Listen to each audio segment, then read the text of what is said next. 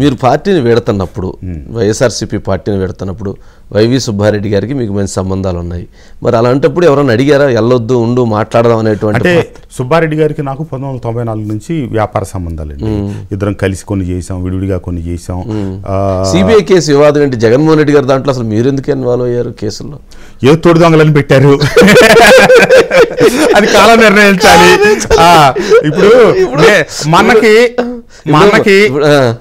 మా అన్న నేను దొంగనో కాదో తెలిసి ఆ విషయంలో మీ అన్నారు జగన్మోహన్ రెడ్డి గారు వయసులో వారు చిన్న అయినా కూడా అన్నా అని పిలుచుకుంటాం కదా, ఎందుకంటే వారి హోదాకి స్థాయికి పార్టీ అధ్యక్షులుగా ముఖ్యమంత్రి గారు డెఫినెట్ గా గౌరవాన్ని.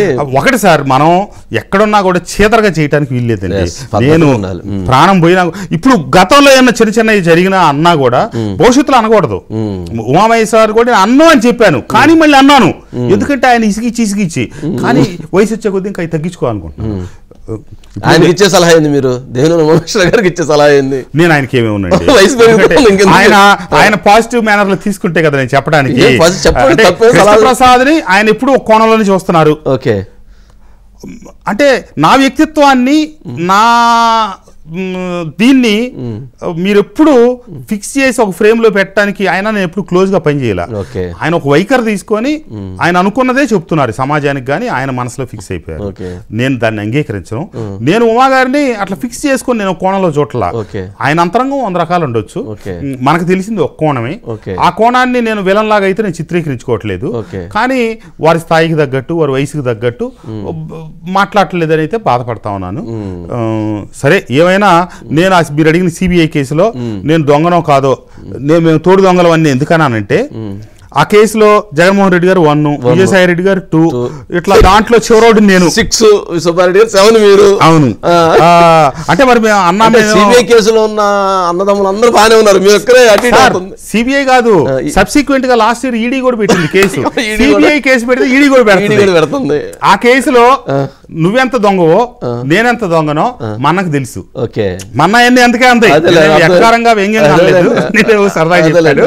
అట్లాగే మన్నకు తెలుసు నేను గ్రావెల్ దొంగతనం చేశానా లేదా, కృష్ణప్రసాద్ బూడిద దొంగతనం చేశాడా లేదా, చేసేవాడా కాదా అని మా అన్నకు తెలుసు. ఎందుకంటే ఏళ్ళు మీరున్నారు కాబట్టి ఆయన ఒకట్లో ఉన్నాడు కాబట్టి ముద్దాయిగా తెలిసిపోయింది అంటారు. అంటే దాంట్లో నేను ఎంత ఉన్నానో దాంట్లో ఆయన ఎంత ఉన్నాడో దీంట్లో నేను ఎంత దాంట్లో మీ పాత్ర ఏందో దాంట్లో మీ ప్రమేయం ఏందో దాంట్లో లబ్ధి పొందింది ఎవరో. నిన్న సాయంత్రం మా నియోజకవర్గం రెడ్డిగూడెం గ్రామంలో మాట్లాడతా మొన్నటిదాకా నా కింద పనిచేసిన నాయకులు నాతో కలిపి పనిచేసిన స్నేహితులు మా వాళ్ళందరూ అన్నారు మట్టి అమ్మాడు కృష్ణప్రసాద్, బూడిద అమ్మాడు కృష్ణప్రసాద్, ఇసుక అమ్మాడు అని చెప్పి అన్నారు.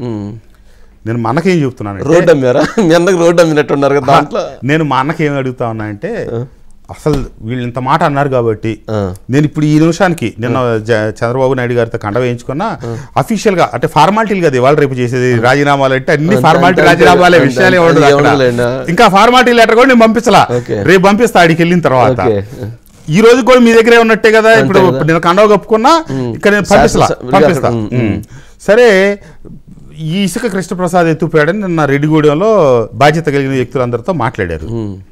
నేను మా అన్నకు చెప్పేది ఏంటంటే, అన్న అసలు ఇసుక కుంభకోణం మీద ఒక ఎంక్వైరీ చేసి పడి అసలు సిబిఐ కేసు కాల్ఫర్ చేద్దాం.